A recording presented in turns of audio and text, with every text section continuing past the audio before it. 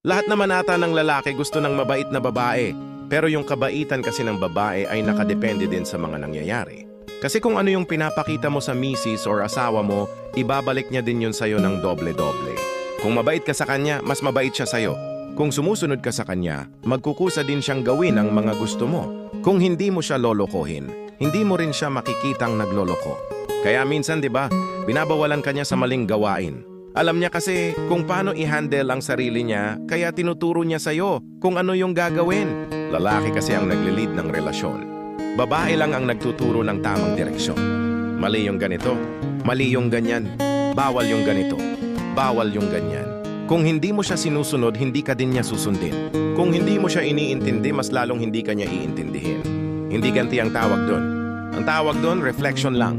Kumbaga, ginagawa niya sa'yo yung mga bagay na natutunan din niya sa'yo.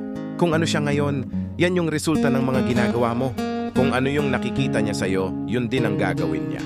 Kaya kung gusto mo ng mabait na misis o asawa mo sa'yo, maging matino ka din mo ng mister o asawa. Anong masasabi mo? Comment below and follow for more. Kanor Stories. Maraming salamat.